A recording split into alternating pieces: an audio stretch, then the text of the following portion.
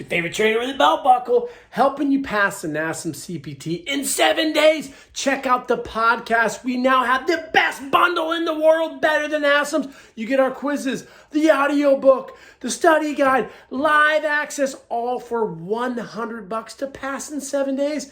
Then you can get into actually becoming a qualified personal trainer with Show Up Fitness. Enjoy the video. Keep showing up.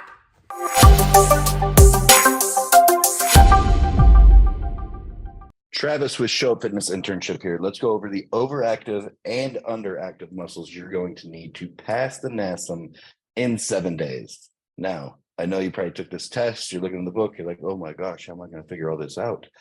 I've got a cheat code here. We're going to go over overactive, and then we're going to go over underactive. Watch this video 100 different times, memorize the overactive, underactive muscles, and you can easily pass NASM in 7 days. Get into our Show Up Fitness internship, get your Show Up Fitness CPT, and start learning anatomy, progressions, regressions, and how to program properly. So let's get into it. Right here is going to be your scalenes. That's going to be overactive. This is your scalenes as well. Next is going to be your sternocleidomastoid. We have the sternocleidomastoid here and here. Next is going to be your levator scapulae. Levator scapulae here, overactive. Remember, these are all going to be overactive. Next is going to be, let's go here, your upper trapezius. Upper trapezius is overactive. They're going to consider it shortened, right? That's what NASM's terminology is, overactive.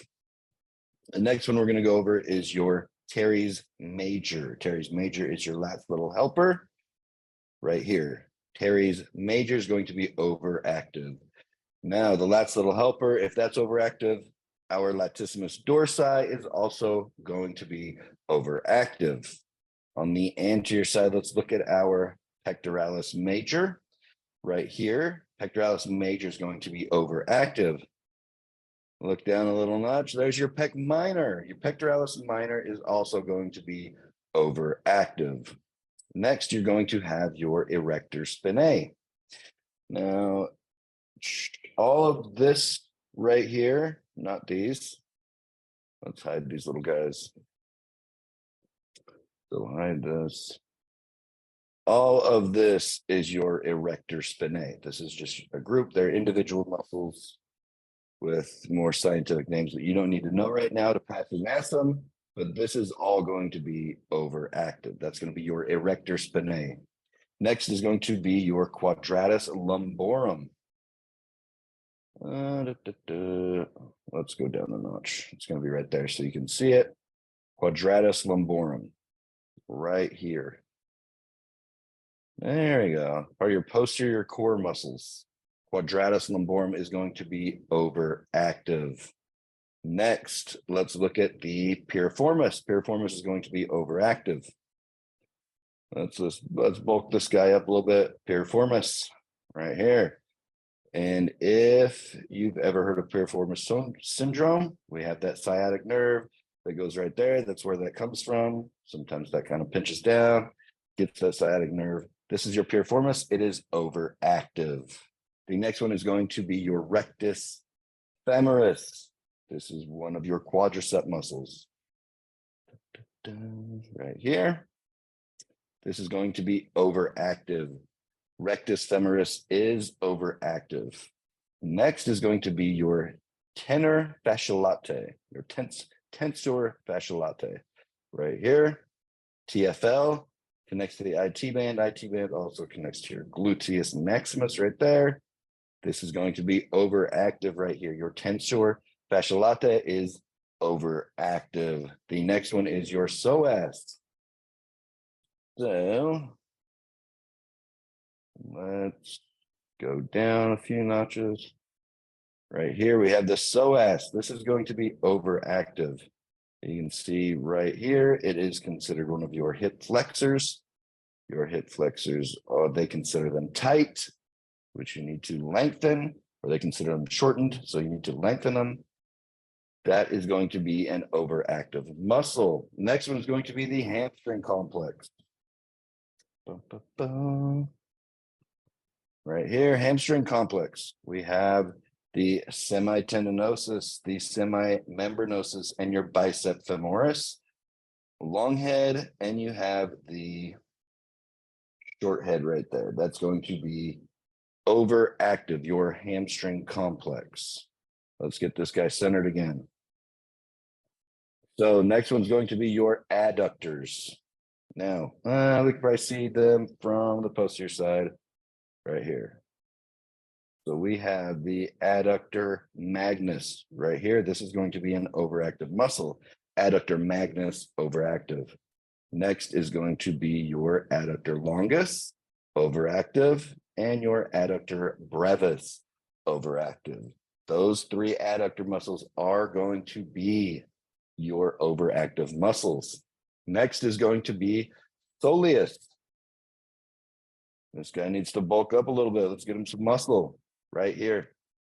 Too far, too much muscle. Soleus, that's going to be considered an overactive muscle. NASM is going to consider this the overactive muscle, and also your gastrocnemius. We have the gastrocnemius right here. That is also an overactive muscle right there. So next up, we are going to go over your underactive muscles. That's going to be your anterior tibialis. That will be the first muscle that is underactive.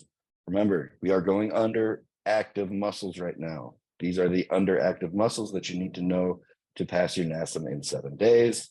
First one is the anterior tibialis. The next one is going to be your posterior tibialis. Pretty clever name, right? In front of your tibia, behind your tibia. That's all it means. Posterior tibialis. This one right here. Next up, we're going to do your VMO, vastus medialis oblique, is what NASM calls this. I don't know where they get the oblique from. That's silly, NASM. Stop it. Right there, vastus medialis oblique looks like a little teardrop. If we take a little bit of muscle away, you can see how big that muscle actually is. Crazy. It's not just as small as it looks right there. So your next one's going to be your gluteus maximus and medius. Everybody likes a big old butt. Gluteus maximus, this one right here. Gluteus maximus, underactive right here. Next is going to be the gluteus medius. That's going to be underactive as well. Transversus abdominis. Let's get some. Let's go right there. Transversus abdominis. That's going to be underactive. We can see that fellow right there. He is an underactive muscle. Now, the next one is going to be your internal oblique. Right. Right there. You can see underactive internal abdominal oblique, transversus abdominis, same area. Of course, they're both going to be underactive. Remember, those two are underactive. The next one is going to be your multifidus. So if we come down, right here, let's go down a layer. Multifidus, underactive. Right here, this is underactive. The next one is going to be your, right here, serratus anterior. We can look at it right there. Connects to your first to your ninth rib. You don't need to know that for NASM. I will teach you that when you show up into my anatomy class for the Show Up Fitness CPT. Right here is an underactive muscle. This is your serratus anterior. Next one is going to be your middle and lower trapezius. Middle and lower trapezius. Middle trapezius, lower trapezius, underactive. Right here, these are underactive. Next is going to be your rhomboids.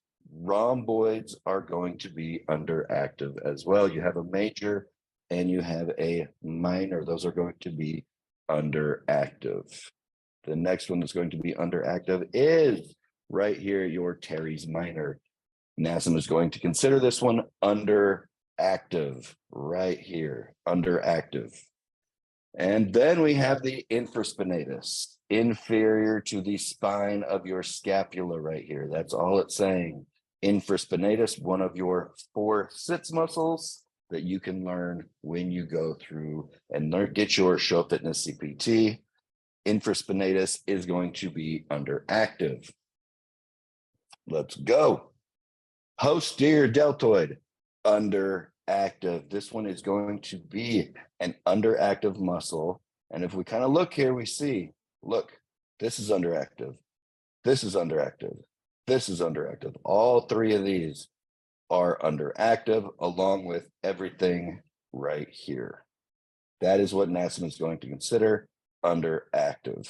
The next one is going to be your deep cervical flexors, and I can never click on it when I can find it. Let's see if I can do it this time.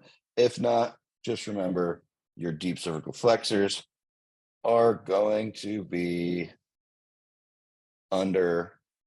Yeah, there it is.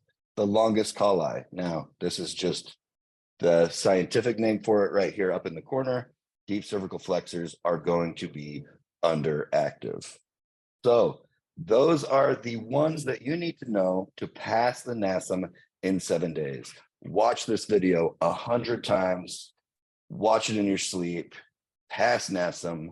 Once you pass NASM, if you can get a refund, get a refund. If you can't, pass it, get it, go up, and we're going to teach you what you need to know to get your Show Up Fitness CPT and progress in the fitness industry. So thanks for showing up, guys. And I will see you in anatomy class.